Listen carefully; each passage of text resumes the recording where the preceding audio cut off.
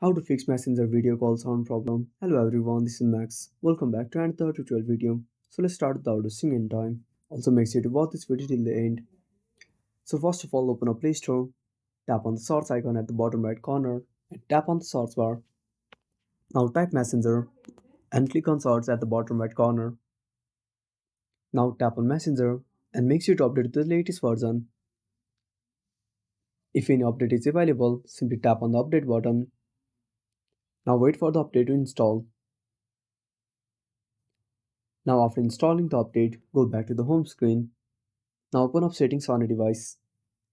Now scroll down and click on apps. Go to app management. Now tap on the search bar and type messenger. Now click on messenger. Now tap on force stop. Now tap on permissions. Now scroll down. Tap on microphone. Now give the permission. Now tap on music and audio.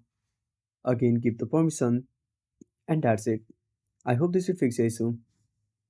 So that's it. Thanks for watching. Make sure to subscribe our channel and hit the bell icon. See you in the next video.